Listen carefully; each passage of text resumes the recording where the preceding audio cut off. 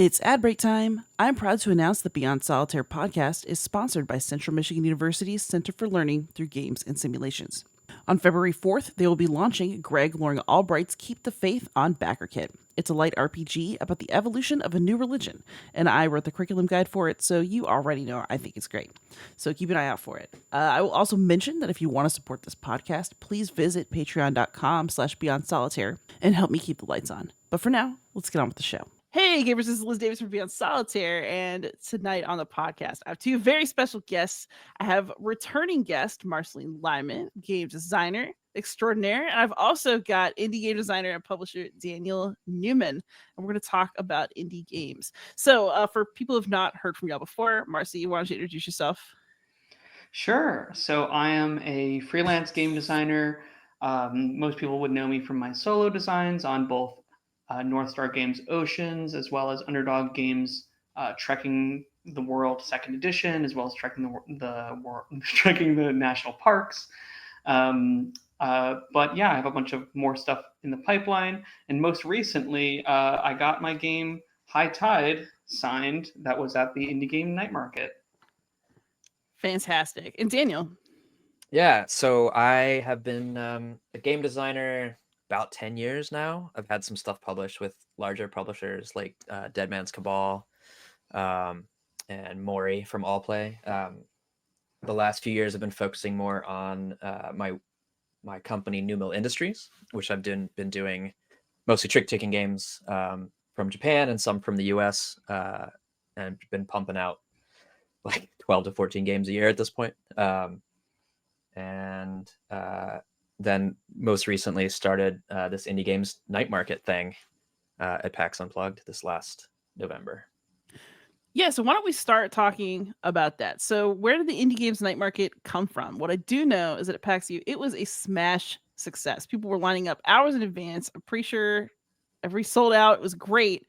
Where did it start, and were you expecting it to do as amazingly as it did?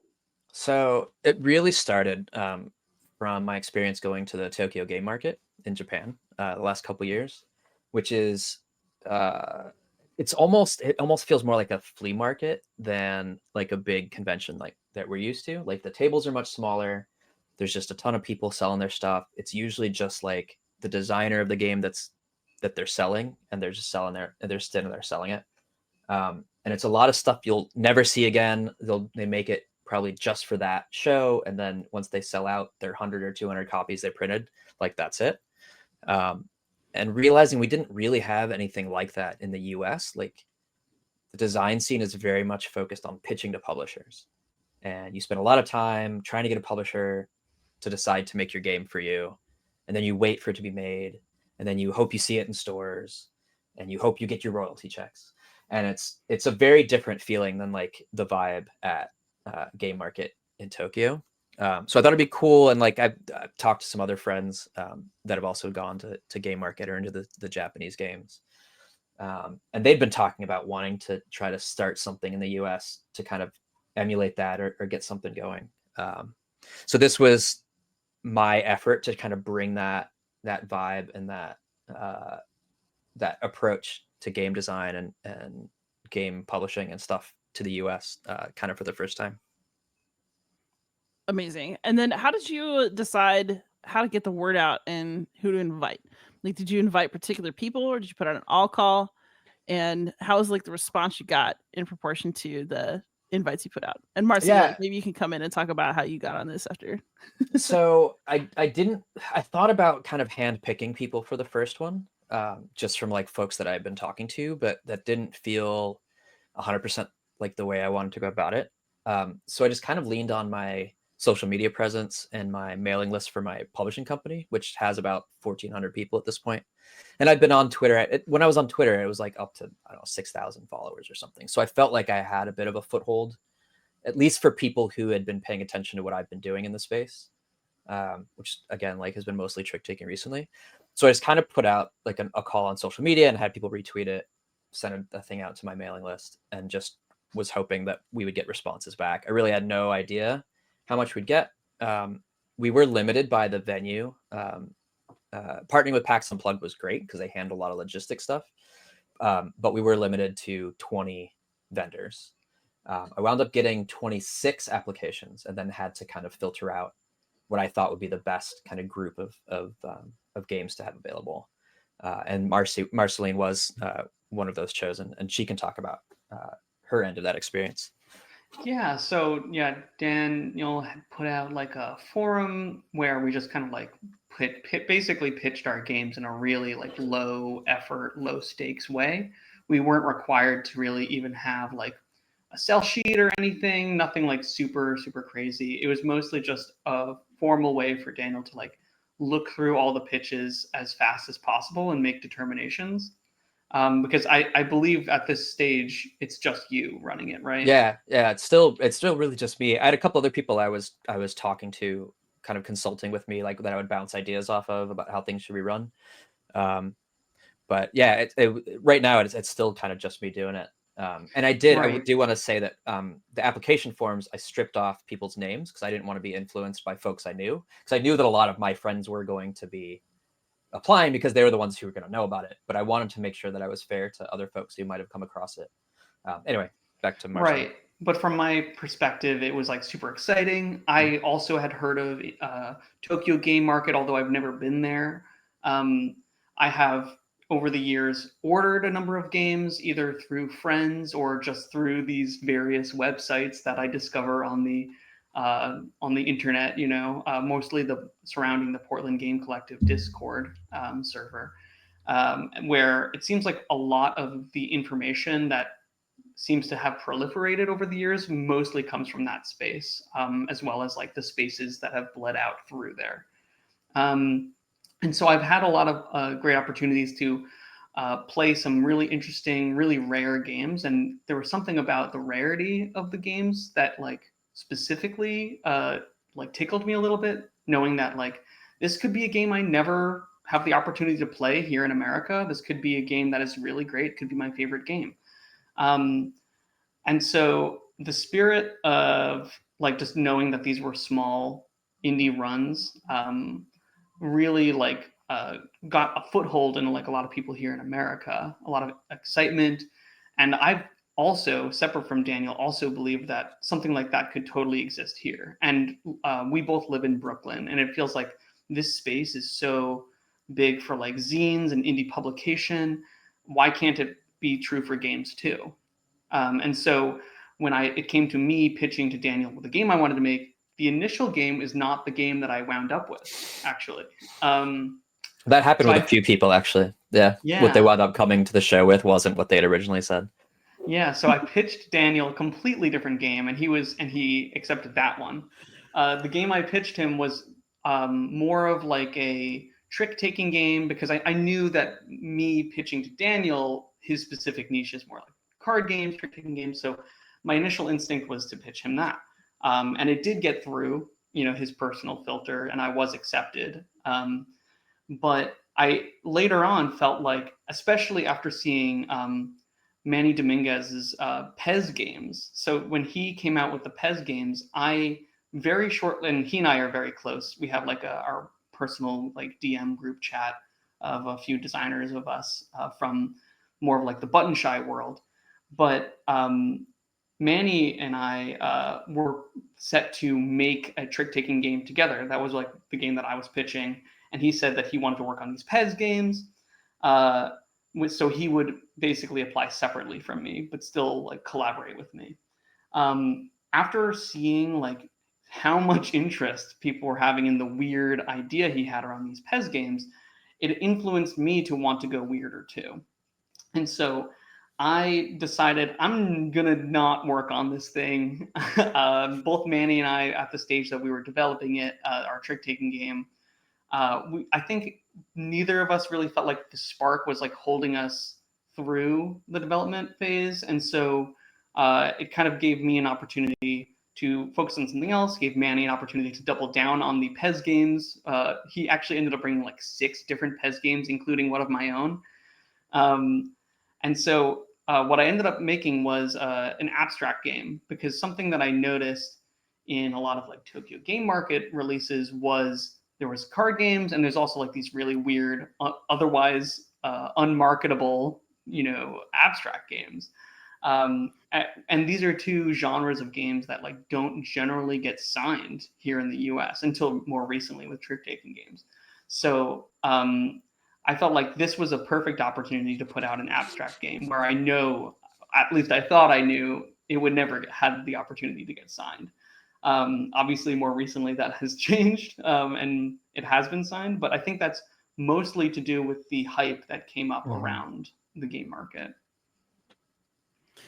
All right, so speaking of the hype, before we get into more general indie game topics, which is where I'd like to go, tell me about the actual night of the market. So, Marceline, you were supposed to hang out with me after this night market, and it didn't happen. But we were supposed to play Obsession. I will not be resentful, because it sounds like this is a smash success, and it was exactly where you should have been that night. So, from each of y'all's perspectives, talk about it. I will say, like, Obsession was a game I really wanted to play with you, but I just couldn't say no to hanging out and all the energy that was coming from everyone that night. Daniel, you take it away. Yeah, no, it was nuts. Like, because it was the first time we were doing it, I had no idea what to expect or who was going to show up. Like, it could have been 20 people, right? And it wound up being close to 500. They actually stopped counting at around 420 or 430, because the guy from PAX who was in charge of the line was like, I need to get food, so I'm just going to let people in at this point. It's just after like an hour and a half, I think, people started lining up. We were opening at 7, and people had started lining up before 6 o'clock. It was like 5:45, and people were already in line. There was like 15 people in line. Wild. Like, had no expectations that it was gonna be like that. We have like drone footage. Somebody had a really long pole that they had their phone on. They were taking like basically drone footage, and it just like the snaking line that was just going for days. Wild. Almost everybody sold out of what they brought. There were a couple exceptions, but yeah, no, it was bananas, and I was busy the entire time. In fact, I had a friend stop by about halfway through and ask me if I needed anything, and I realized my water bottle had run out, and like my throat was getting really sore, and so she ran and like refilled my water bottle for me, which was life-saving. But yeah, it was wild. I had people who were like effectively like ravaging my booth. They were like, I was anticipating maybe more like what Daniel was anticipating, which was like more of like an orderly fashion, not like this is going to be a small event. It's our first time doing it, but it was crazy. Within the first few minutes, people were coming up to me, and I kind of organized them into like an order.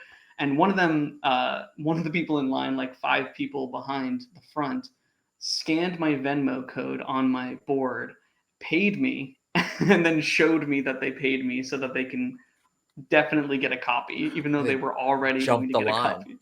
Yeah, he jumped the line.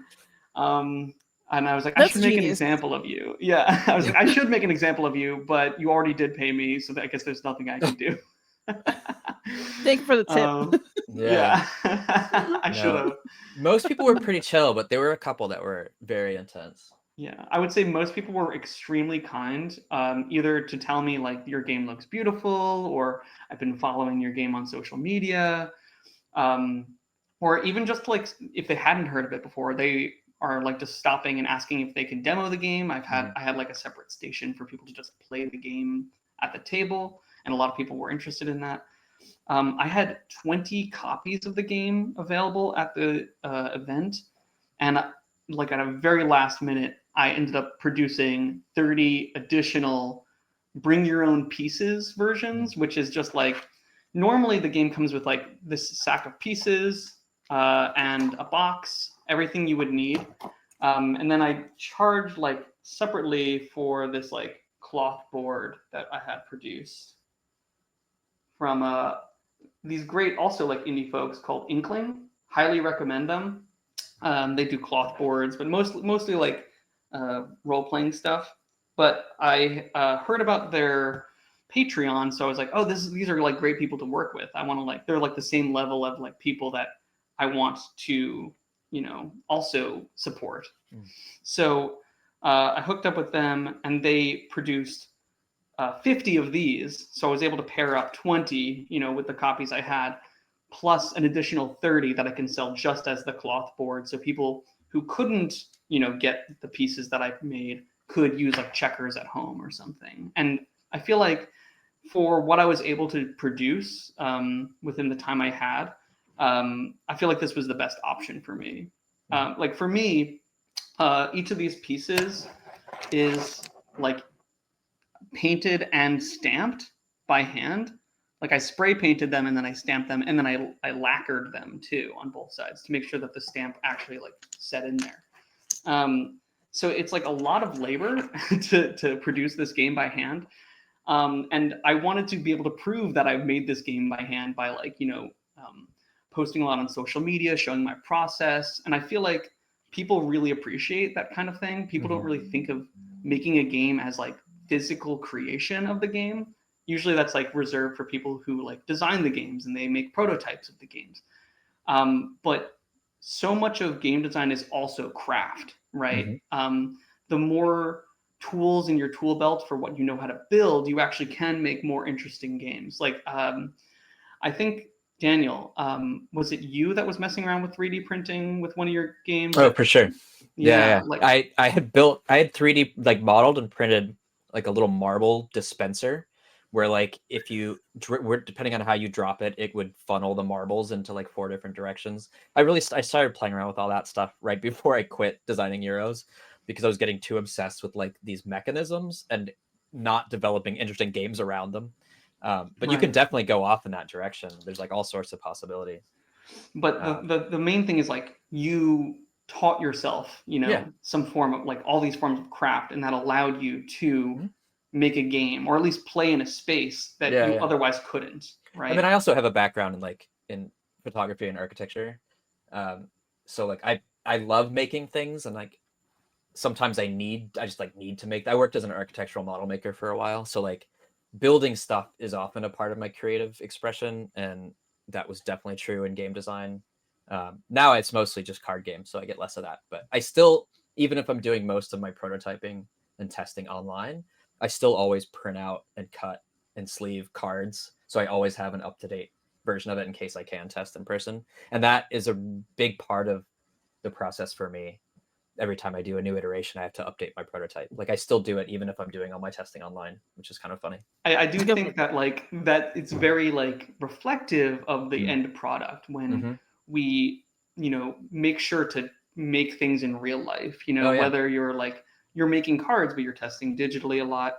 I'm like you working with like physical pieces, and playing on like TTS is like one way of doing it, but it doesn't quite give you the sense of like presence that like actual games played on a table with other people give you. So this entire conversation is going in fascinating directions, but I want to pull it back to you. So both of you make, I guess, what we would label as indie games. You've both published with larger publishers or are working, in your case, Marceline, for a larger publisher. Dan, you got your own company, so you're publishing your own and other people's games, correct? Yep. So I feel like for people who are listening and just get games that look cool and don't necessarily think about the positioning of those games in the industry, what makes a game indie versus not? And then within your own work, when do you feel like you're doing indie work versus when you feel like you're doing, like, I guess, established publisher work? I don't know, what is even the word for that? So with my company specifically, it's almost all direct sales. There's like 4 or 5 retailers, a couple in the US, but the other ones like in different parts of the world that will order my games and sell them, but they specialize in kind of imports and weird stuff like that. So if you want a New Mill Industries game, most of the time you have to order it directly from me. I don't put any sales info on the back of the game. Like I don't have ad copy on the back. Like there's usually nothing on the back of my games because they're not in stores, so I don't need that on them.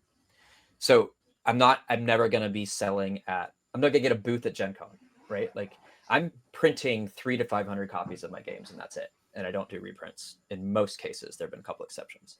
So to me, like, completely removing myself from that model of like, you sell to distribution, they sell to stores, you go to conventions to promote all that. I don't do any of it. But it's about finding ways to build up your presence and make yourself known and make it available for people to find you, right? For me, that's been more of the indie approach, or what I think of as the kind of the indie approach. We used to joke that, like, when we started New Mill, it was like the guys who were selling their cassette tapes in the parking lot after a punk show, right? And that's always just been kind of how we did it. I will say I'm very inspired by like Tokyo Game Market games that are printed on, like, for example, like business card games. There's some games that are, you know, produced and sent and given to you in an envelope, sometimes in a plastic bag, which we did also see at Indie Game Night Market. There was one game that was sold that was just a set of rules to be played with a standard deck of cards. Right, and that was that's very totally much a nod valid, good, like, indie, like, approach, indie spirit, and like definitely, very like inspired by like Tokyo Game Market. I feel like there are some elements of game design that are only approachable when you're making it by hand. Like, there's that game Open that came out at Tokyo Game Market where it is a game that literally has like punch holes in the cards, and I feel like that's like something that like on a like publisher level, like production level, like punch holding the cards feels like such a very particular indie idea. And then there's also another game that I think All Play is putting out that was also a Tokyo Game Market game where it's a roll and write where you stab through the paper. Oh, Yaburo Quest. I can't remember what All Play's calling it, but you is that the one where you're tearing, or the? Yeah, I think it's like you hold the paper up to the light. Yeah, you're tearing. Right. Oh, it's tearing. Okay. So but it's like the idea of using materials in a very unique way, such as like holding paper to the light to see on the other side of it. And there's like higher difficulties too, where like the paper is thicker or like printed darker on the opposite side. So it's like just very clever the way that people who like work with the materials have like, I don't know, they know their like particularities with like what they're working with, which is really cool. Yeah. Oh, and what's funny about Open is that another version of it, another edition, has been printed by a Japanese publisher, and they went with like these fancy dials instead of the punched holes in the cards. And people are like, well, I kind of like the other one better. It's like a bigger box now and everything. But it's kind of funny. And I think that like we're seeing a lot of American publishers turning to Tokyo Game Market now to be like, these are the creative, interesting, out there, weird ideas that are happening in Japan. Yeah. When they could be looking at what we're doing in America too. I think that it's more of just a cultural limit of like what we allow to be seen in America, right? I think their designers are so focused. I'm not saying everybody, obviously, but most designers that I've talked to up to now, where things are starting to shift, are so focused on like, what can I design that is going to get me published? What can I design that a publishers want to be interested in? So they kind of disregard weirder ideas. I mean, there's obviously a number of people who are ignoring that and doing what they want. And I feel like there is more of a trend to folks getting kind of tired of that, like pushing to get published concern. And they're just like, well, I just want to make things that I think are neat. But it's riskier. Like, you're spending all this time and then what happens to it, right? Because we don't have a great way to get these small, interesting ideas out there at the moment. Until these things like Indie Games Night Market or Game Market West, or like, we're starting to see more of these pop up to give people a way to kind of sell these interesting ideas. I will say that on materiality, my pieces are stamped by hand, and you can like really tell through the imperfections that this was not screen printed, right? And I feel really strongly that a product that was made by hand, made by one person, should feel like it was made by one person, made by hand, and that those little imperfections actually breathe life into the thing that you made. And so I don't really sweat when I have like accidentally stamped like a double image onto a piece, or accidentally shifted over the stamp. I feel like those are the very things that people come for. And I feel like it's been proven, at least from the way that people reacted to High Tide. And I just generally feel like people need to be less afraid to put out work that isn't totally polished, that isn't totally like classic publisher bait in a way. All right, so this conversation about like publisher bait and kind of like doing what you really want to do is very interesting to me, because obviously I'm part of the publishing model, right? Like I've got an industry job at a publisher. And before that I was just like a media person, right? So I was just picking whatever's interesting. Do you have a preference for how you're working at this point, or do you think that you just need a balanced diet of like different design opportunities? And then also, I mean, does the ephemerality of an indie game, like the small print run, something never to be reprinted, does it have a romance for you, or do you find it kind of frustrating because we like to think of the things that we make as existing for a long period of time, maybe even beyond our own lives? These are such distinct questions. I'm going to take the first one, and then I'm going to try to transition into the second one.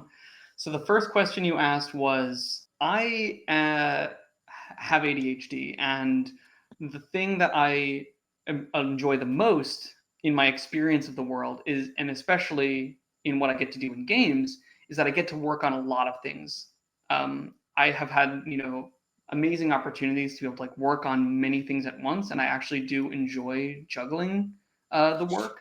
I find working on indie games, working on High Tide in particular, and now games like it, to be like really refreshing, because they are very holistically me in a box, right? So I feel like you phrased it, it's kind of like a diet for me. I want to make things that I know will get out to more people and will be more approachable by even more people. Not that those things and those design heuristics don't guide me in the things I do that I consider weird or smaller or indie, but I feel like I need both to feel satisfied, because I can't just do commercial things to feel creatively satisfied.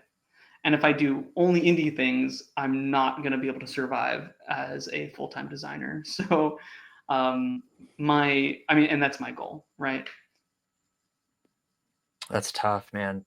Trying to be a full-time designer that's a hard road. But yeah, I think you do have to mix it.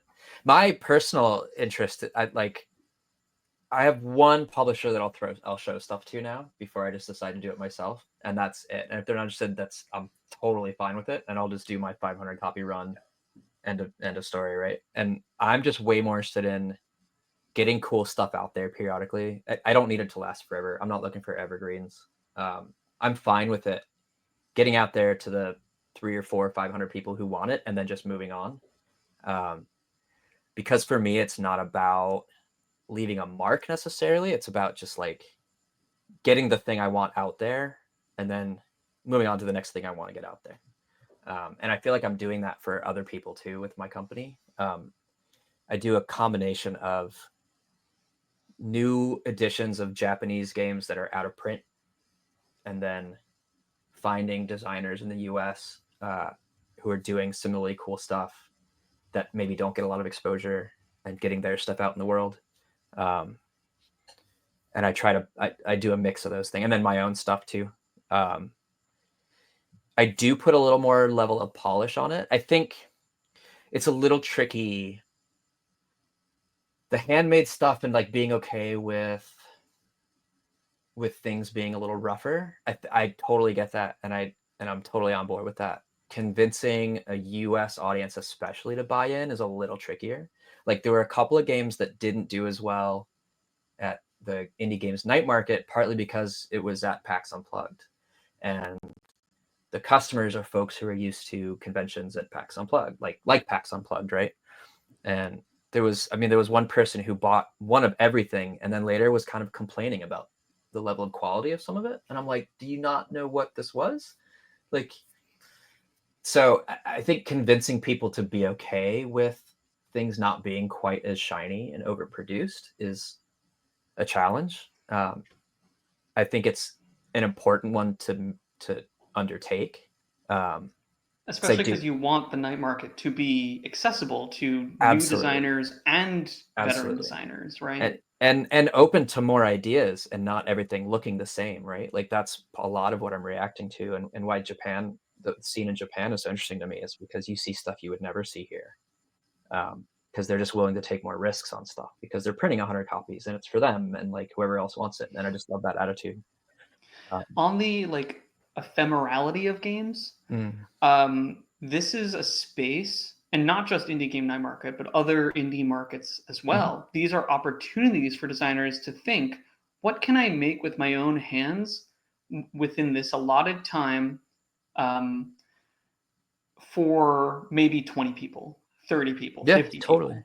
But also, this is a game for such a small audience. How can I capitalize on that? And I think that's an interesting design challenge too. Totally. But also, like, is there something that I can get produced for me relatively cheaply, like a card game that could look really good and look pretty professional, but not cost a bunch of money? Right. And I can print what is the weight of that copies thing? of it. Yeah. Right. So it's just, I think there's space for both of those. And pretty much, anything. The one thing that I didn't want for the event to be was somebody who had just done a Kickstarter and had a lot of inventory and wanted to push it, right? Like I was pretty explicit that that's not what this event was for. I don't know. There was another event that happened in California that actually I think was held a couple months before ours, and I don't know that the organizer was as explicit about the goals of that event, or his goals were different than mine, which is totally valid. Right. But it was very important to me that it wasn't just like folks who are already hustling, wanting to find another space to sell their stuff. Like I wanted new things, pushing boundaries. Like I didn't just want a bunch of trick takers. I was so excited when I saw the Pez game. Like that was the kind of stuff that I wanted to see. Or Marceline's game with the the handmade pieces, and like I really wanted to have like a wide range of like, this is what indie games can be, and not just kind of like pigeonholed into like, oh, it all has to be handmade or it all has to be printed at Game Crafter. Like I wanted that variety to kind of introduce people to the idea of looking at games in a different way. Right. And thinking about like, how can I get this price as reasonable as possible is a really significant design challenge. Like it's hard. Right now I'm thinking about what I want to do for the next night market, and I'm sourcing pieces, and I want to do the stamp thing again. And like, I even did a cost analysis of like, it's a game that might use dice or might not. But I'm like, if I want to make custom dice for a particular design reason, the cost of that is exponentially like that of what I can make on my own at a smaller unit, But then you've got the labor cost, the time. Like we had somebody who was planning to bring 20 copies of the game, but it took them so long to do each one, they wound up bringing 7, which technically was like one of my explicit points. Like you need to bring at least 20. I want people to show up and be able to buy something, right? And they brought the last minute. They were like, "We're only gonna have 7," and like nothing I can do about it. Like I still wanted them there, but it was a little disappointing because I was like, "Well, you're not bringing enough to share." Right. And like, that's the whole point. We want to get these games out there and like get people talking about it. Right. It's a razor's edge of like, how much could you, right. Cost versus time. And then like, there's also these conversations about pre-orders. People want pre-orders. People don't want pre-orders. I think Daniel and I are in pretty similar camps of like thinking that pre-orders are pretty bogus on indie games. So like having reservations is something that definitely happens at Tokyo Game Market, but the structure is so different because we had line management issues. Having somebody with a reservation, like getting upset that they had to stand in line even though they had a reservation, was causing some issues. So the folks at PAX were like, yeah, you can't do reservations next time, which like totally fine. But like I understand that reservations help the designers know how many things to print. Like I take pre-orders on my games every time I do new games on New Mill, because I need to make sure that I can sell 500 copies if I'm going to print 500, right? I don't need 500 pre-orders, but like knowing how many you think you're going to sell helps you estimate how many you can order. So I get it from that perspective, but the issue came in with like in Tokyo Game Market, they just open the gates and people go to the booths, right? And this, we had it very organized. They were letting people in 10 at a time. There was a huge line. People were stressing out because some folks had said, if you don't pick up your reservations by a certain time, we're going to release them. So they were getting anxious because they weren't going to get there in time. So it became this whole issue that we couldn't really anticipate. And then we're just not going to allow it next time. People can take reservations if they want, but they're going to have to arrange for them to pick up outside of that time window. Right. So yeah, that's a whole, and these are just things that come up when you're running an event like this and figuring out what's going to work and what isn't. And for me personally, I feel like reservations on these kinds of products, like one, this is not Kickstarter. Yep. Like you're not just getting like a premium product from us. You're getting something that was made by us. And so I feel like leaning into those systems that already exist just doesn't really, I think, match with the vibe and the attitude that we want us as creators to have. So that means that the culture of buying also needs to shift too, if they want to engage with it. Because I feel like it can be really, frustrating, I think, as a buyer to come to a space and think like, what if I can't get what I want? Yep. And that's really hard for us as designers too, where it's like, I want to make as many copies as possible, but like you mentioned before, Daniel, like there's labor cost. Like my body can only suffer so much to make these pieces that I was able to make 20 copies. Yeah, you've got a job, you've got other things you're trying to do. Yeah. Like you only have so much time in the day. And so, I specifically planned myself to be done a month in advance before the night market, right? And no later. I was like, I'm not making any pieces after this point.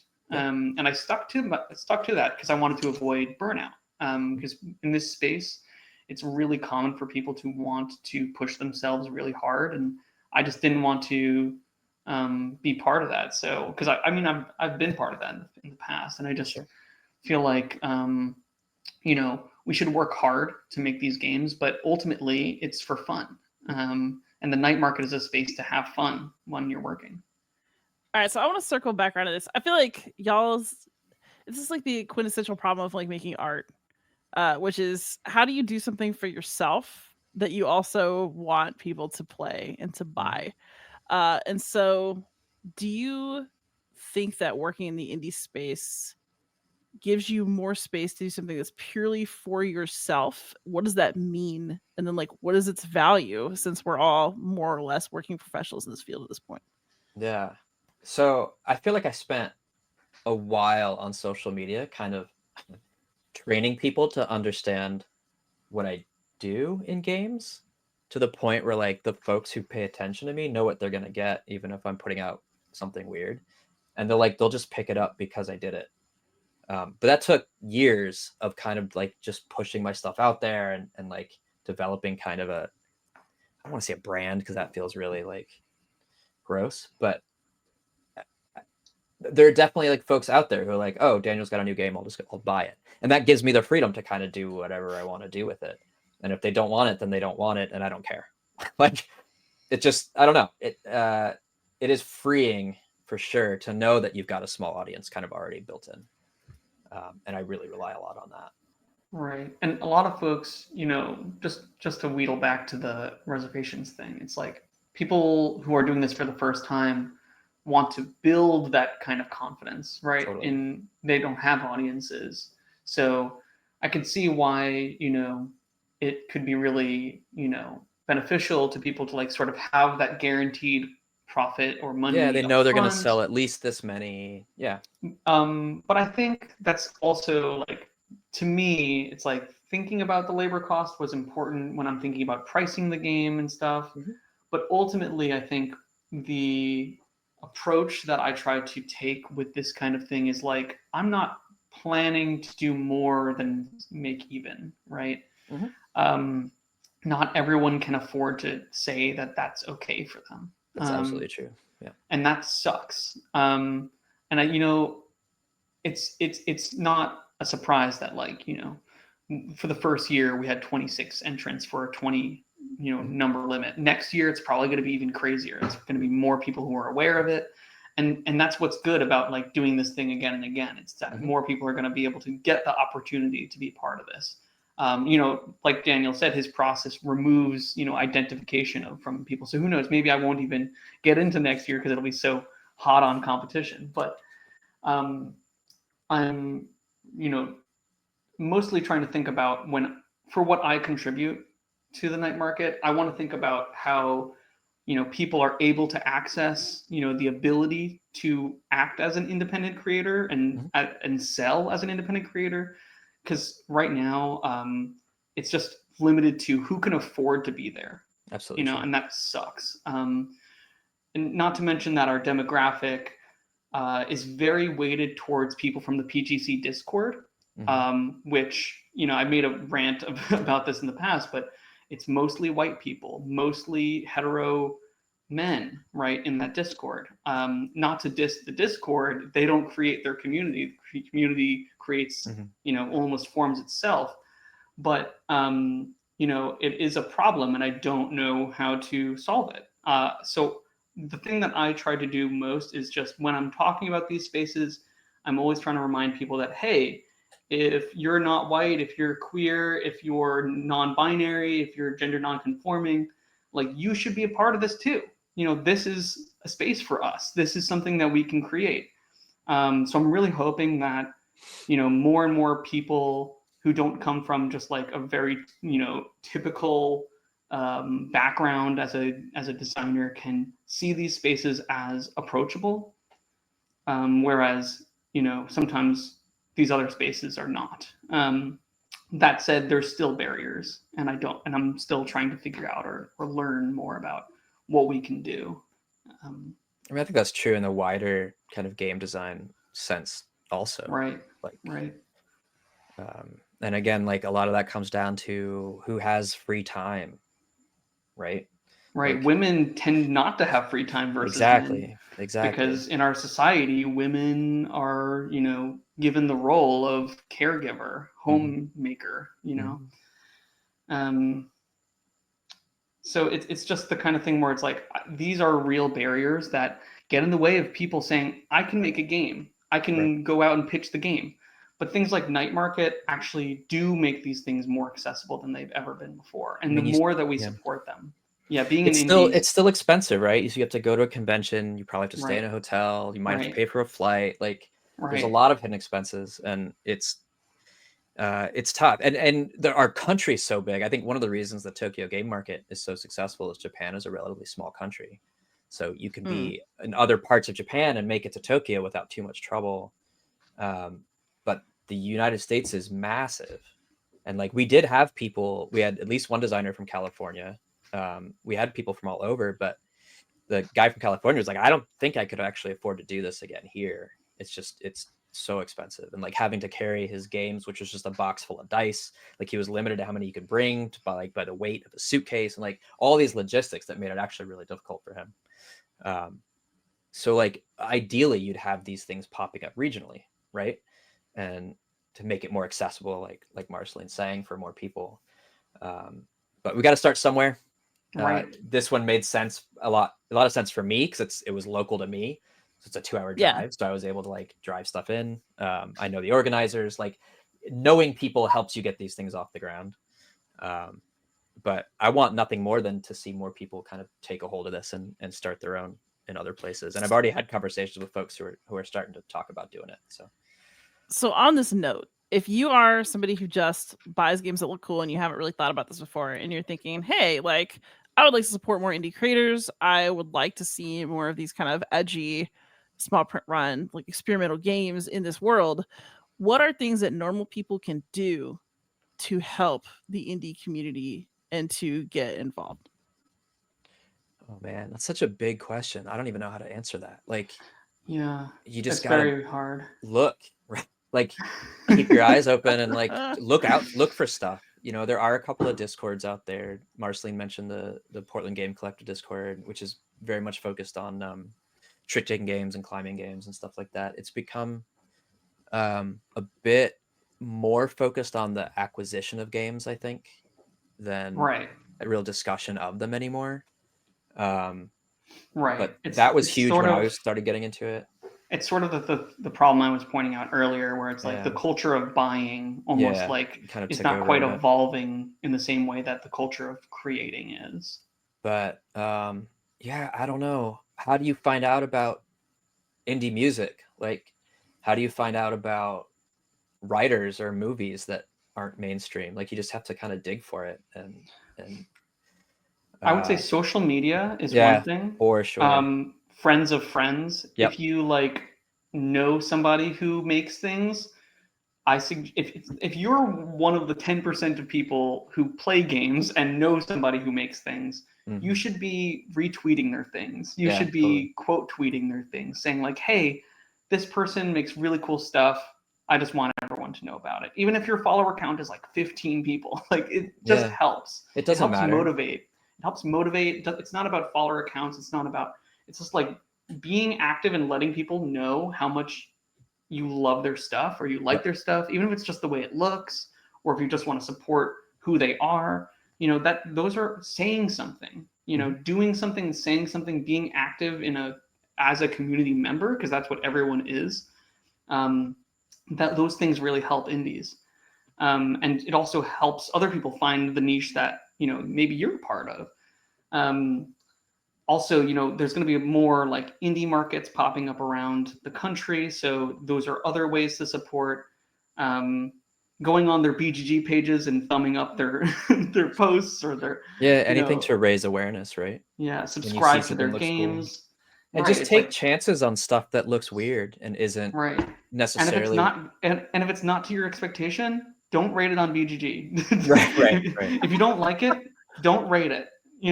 Those things really impact, someone with a small audience. Yeah. And I think people don't really quite understand that level of kind of like impact that an individual rating can actually have on a game, because it's so visible and so public. Yeah. So if you don't like something, it's Better just possible to to just not. keep Yeah. it to yourself. Yeah. And I could probably think of, even like high profile games where people can probably just, have an inside thought and not share their opinions on the internet. And so, I think that is true for indie games too. It's multiplied because of how small the community is. How loud one can be is amplified. Yep. And then one more kind of like, I guess one more question before we get into sort of sum up and then softy stuff, which is, so, Marceline, High Tide found a publisher. Yeah. And Daniel, did you say earlier in the show that one of your games from Night Market or an indie game of yours has gotten picked up by a larger publisher as well? I mean, I've had games like in the past get signed with publishers for sure. My game Mori was one of the all play, like when they did the 4 Trick Takers last year, I think.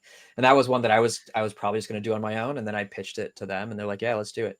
And I'm constantly showing them my stuff, and if occasionally they bite. But yeah, no, at this point, most of the time I'll do my games on my own, because I have this kind of built-in audience, and like I'm fine with selling 500 copies of it or whatever. But how does getting it picked up change your relationship with your game? I feel more distance from it usually, because what I'll do if I sign it to a publisher, it's theirs now, right? Like, you send me the money, and that's your game. When I'm doing it myself, I'm the one putting it in the envelope and sending it to people, and like I'm getting more of the feedback directly. So it is different. I definitely feel more removed from stuff that I've signed versus I'm stuff sure that I with do myself. with like Mori, people are going to tell All Play how much they like that game. Exactly. Yeah. They're not going to tell you, even though your name is on the box. Yep. It's very small on the box.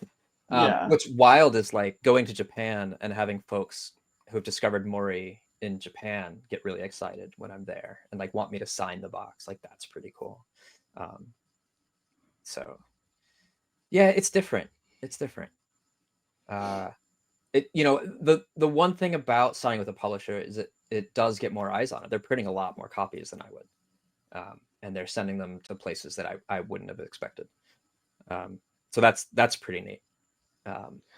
Yeah, I would say for me, well, one, I think it's just a matter of like supply and demand for me. Like I purely cannot keep making Right. this. You would have to And change your method of production in order to right, make I more would money. I would just completely change, and I don't Yep. want to be a publisher like Yep. Daniel. Like I don't want to worry about the logistics of that stuff because my brain doesn't want to think about any of that. Mm.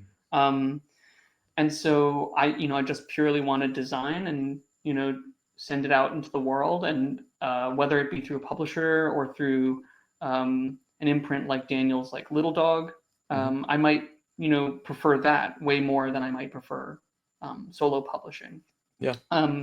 Especially because board games are heavy. They require pieces usually. They're not as like they're not like zines where they can be produced really cheaply and easily and shared really easily, either as a PDF or just like literally just like, here, take this piece of paper that I folded. Obviously, the scale of community is like quite different in those spaces, but now that I had to. I'm just going to circle back a little bit to like the experience at the night market. I had to turn and look at so many people in the eyes and tell them that I was out of copies, and so many people were really disappointed. People have told me that they came to the market for my game. They were like highly anticipating my game, and it made me feel so bad that I couldn't like fulfill everybody. And so, I did get to be like, but I do have like the bring your own pieces version, but people want the pieces. So it did like raise a lot of hope by saying like the game was signed by a publisher before the market had begun. So to me, it's not something I expected to happen. I did not expect this kind of game to be publishable because it's an abstract game, but something about the combination of the way it looks, the way it plays, the way it like kind of presents itself as a type of game, as a travel game, it kind of like cemented it as as an idea of a product in the eyes of a publisher. So it's like this thing that I didn't know or didn't even consider could be a product. Someone saw it that it could be and just ran with it. Have you talked to the publisher about how they're going to produce it? Are you going to have much say in Yeah. like the physicality of it? Yeah, they're really respectful of what my needs are and what my desires are for it. We're currently going through things like what kind of methods of production for like materials, like how are we going to reproduce the effect in my pieces of like having stamped it, and other like bigger, more philosophical questions about like the difference between indie game creation and publication, where for them, the expectations of a published, fully produced game are much higher than that of an indie game. So having like little imperfections on the tiles, while it creates aura and makes us like feel like there's life in this thing that was created, for a shiny published game, people will complain. They'll think that it's a defect. People joke on the internet about like, oh, like people who send their boxes back because it has a slight ding, they have a new box sent to them. Those people should just realize that they have a limited edition copy of the box, I think that's pretty funny and definitely should be the way that people approach these things, instead of like treating every resource in the world as something that can just be like, I don't know. I paid good money. This should be pristine, right? Like that's the attitude. Yeah, and while I think that's like sad that like I can't just say like, yeah, just make the game exactly the way I made it. That's just not the reality of both commercialization and like all kinds of stuff, manufacturing. Yeah. All right, so one more real question. So for people who are interested in maybe doing game design, as people who have worked across the full spectrum of game making and game publishing, what are your tips for people who maybe want to do something a little weird? Well, Daniel and I both have signed games from Button Shy, and I think that was my Button first Shy publisher. is the best space to look at in terms of just being a part of their community, like specifically their design community, because the design community there it's based upon giving and getting, right? Mhm. If you want to receive feedback, you should consider giving feedback, right? And people really notice. It's not like if you're a regular of the space, people know who you are, you know. And so if you are interested in making games, that would be a space to look at. If not, just to like get your feet wet in testing people's games. Usually these are games for like small player count, and for people who don't know what Button Shy is, like these are 18 card wallet games. So if you've never designed a game before, approaching your first design as 18 cards is the most approachable way to consider making a game. It was the first game I ever made as an adult, was an 18 card game through Button Shy's holiday. No, not the holiday contest. It was their legacy contest. That was like in 2020. And so to get from 2020 to where I am now, it couldn't have really started in any other way in my mind, other than with Button Shy.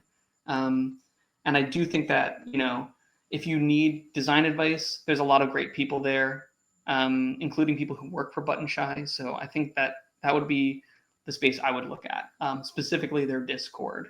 If you can get on their Discord server, it should be available on their website. Definitely take a look. Yeah, Button Shy is a great place to start. Having that 18 card kind of constraint is really useful to kind of narrow your kind of design brain and like have you focus in on something. They were the first publisher who signed one of my games. My first published game was through Button Shy.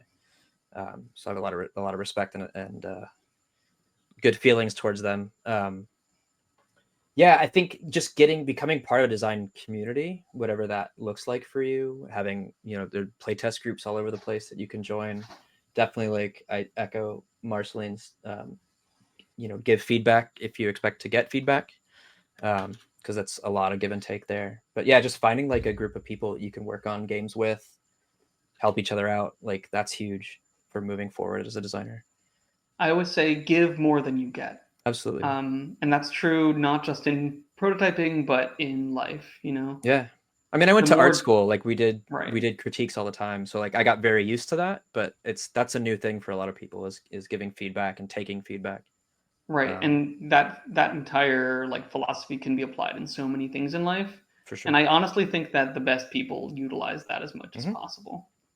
So just be one of those people. Be generous with yourself, to yourself, with others, with your thoughts, with your mind, with your heart. And I think that people notice.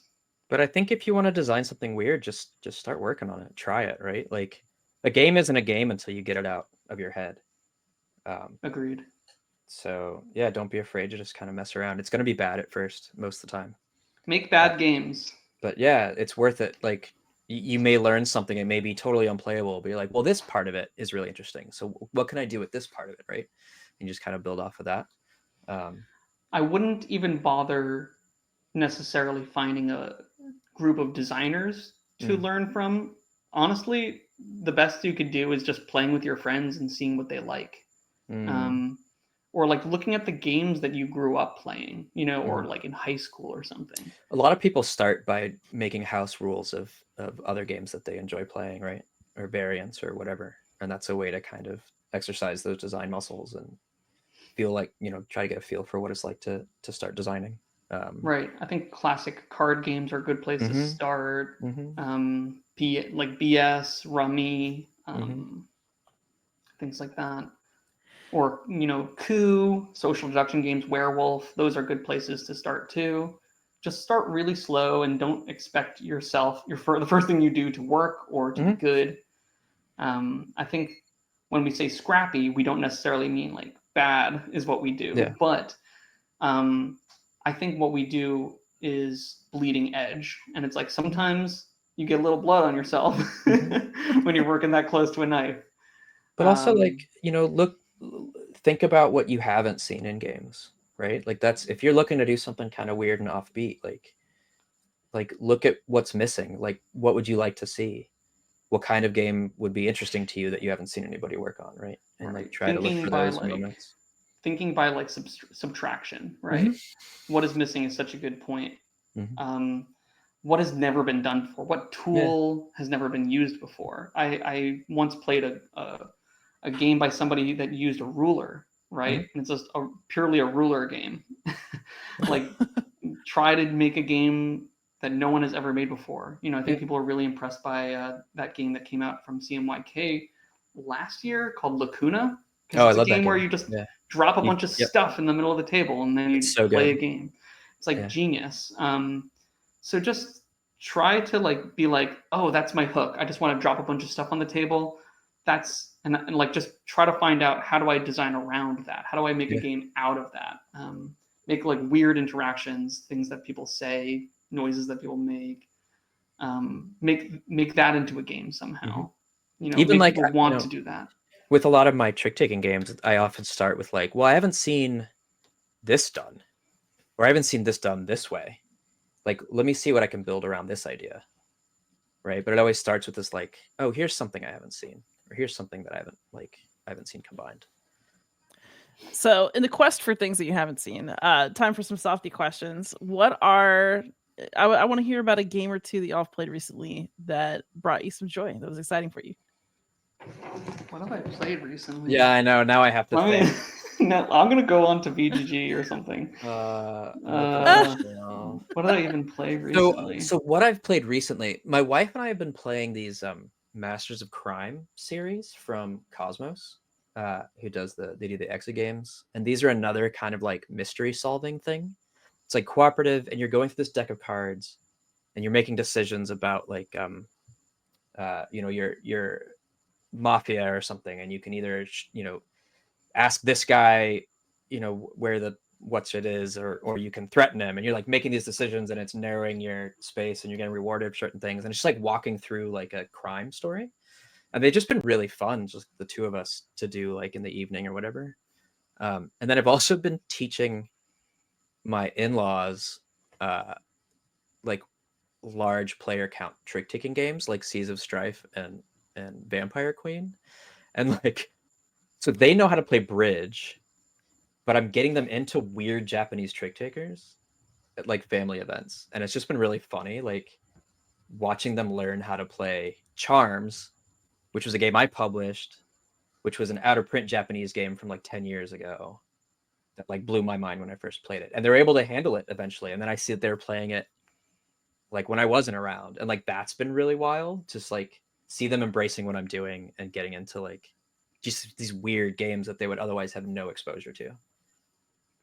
This past weekend, I played Through the Desert for the first time. Okay. And like, as somebody who just like loves most Knizia games, Samurai has always been the one that I'm like, I don't need to play the other tile layer ones, because I found mine. This is the one. I mean, Samurai's solid. And then I played Through the Desert. I'm like, Through the Desert's really good. I don't think it's as good as Samurai in my mind, but it's really good. Through the Desert's the pastel camels one. That's right. Yeah, it's funny. Like, the people I played with, they're not like the typical like BGG crowd, and they also said that they would like to eat these pieces. So I think they're very universal. Yeah, it's just 100%. A universal feeling. I also want to eat the pieces in Samurai. Well, I used to have the like original one that were these like black resin, like licorice. Yeah. Or like some kind of hard candy, and I was like, oh, I just want to eat them. Yeah, and I also recently played Blood on the Clock Tower, where I got absolutely fooled by the bad guys. On turn 1, I was poisoned, and I was the investigator, so I received key information that was entirely false, and I was poisoned at random, which is wild. So a lot of false accusations were thrown around, and I was playing with a lot of people who were new to the game, so I was like one of the voices who's like, I played this game before, these are the worlds I see, this is what's going on, and I was totally unaware that I was not, I didn't have any valid information. I highly recommend watching the series by, is it Ross Has a Podcast or something? Like, they have like Blood on the Clock Tower played by Survivor players, and it's very entertaining. Oh, that sounds good. It's very, very entertaining.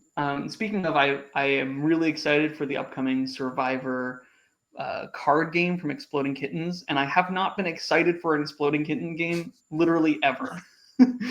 So probably not since I first played Exploding Kittens in like high school. So this Survivor card game. If you couldn't tell, I'm just like a big Survivor fan now. But yeah, I think Survivor season 49 is coming up, and yeah, I'm just really excited for more of that show and games around it. Amazing. And then for people who want to find y'all and follow your work online, where do you most like to be found? I am on Blue Sky at DNLNWMN. That's my name without vowels. And then my website is newmillindustries.com, and that's where I sell all these crazy trick-taking and climbing shedding games. I am on Blue Sky. I'm on Discord. I'm on I don't know, all kinds of places. Literally anywhere you could think to search my name, you could probably find me, because I am, like Liz, also terminally online. Mm-hmm. And so you could find me at Marceline Leiman pretty much anywhere. That is Marceline, Leiman, Leiman. Fantastic. And yes, I am terminally online. So if you're looking for B, hopefully you already know, but I can be found anywhere as Beyond Solitaire. Daniel, Marceline, thank you both so much for coming on and talking about Night Market. I can't wait for it next year. I guess I better get in line early. Yeah, it's been a blast. Yeah, it's Yeah, definitely thanks so happening at the next PAX Unplugged, November 22nd. Super excited. We've confirmed it. So amazing. So everybody out there, if you're going to PAXU next year, please plan on going to Night Market. And until then, please like, subscribe, comment, ask questions, and most of all, happy gaming.